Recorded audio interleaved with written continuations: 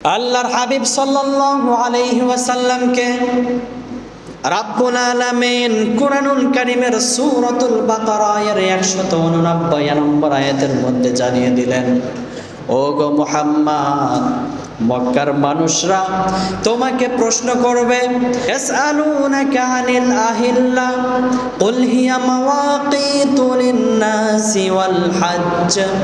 ও মুহাম্মদ, তোমার সাহাবীরা যখন তোমাকে প্রশ্ন করবে, ও গো আল্লাহর হাবিব, চাঁদ আমাদেরকে কেন দেয়া হয়েছে, তুমি তোমার সাহাবীদেরকে জানিয়ে দিবে এইটা হলো তোমাদের সব কাজ আঞ্জাম দেওয়ার একটা মাধ্যম।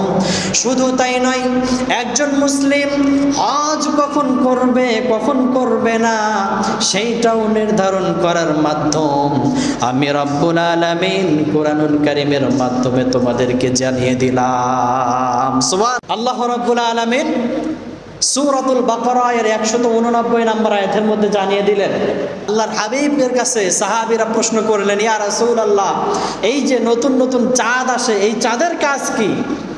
আমরা কি কখনো প্রশ্ন করেছি? করি নাই প্রশ্ন। আমাদের ধ্যান ধারণা ওই পর্যন্ত যায় নাই, আমাদের চিন্তা চেতনা আল্লাহর সৃষ্টি পর্যন্ত যায় না। আমাদের চিন্তা চেতনা শুধু থাকে বিল্ডিং কিভাবে বড় করব, ঠিক কিনা বলেন? কিন্তু সাহাবায়ে কেরাম প্রশ্ন করলেন, ইয়া রাসূলুল্লাহ, এই চাঁদের কাজ কি? সাথে সাথেই তাদের হৃদয়ের কথা জেনে নিলেন কে? আল্লাহ। আল্লাহ কুরআনুল কারীমের ভিতরে আল্লাহ রাসূলকে আগেই জানিয়ে দিলেন, তোমার উম্মত তোমাকে প্রশ্ন করবে চাঁদ কি, তুমি তাদেরকে বলে দিবে। প্রত্যেকটা কাজ আঞ্জাম দেওয়ার জন্য হলো এই চাঁদ।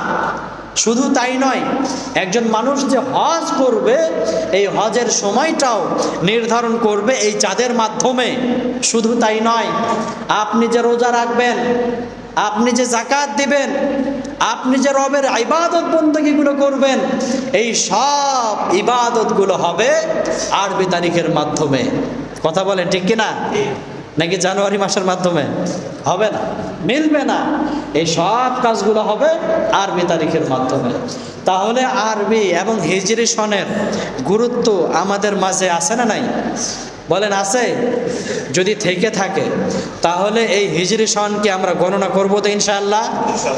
আল্লাহ পাক আমাদেরকে গণনা করার তৌফিক দান করুন। সকলে পড়ি আমিন।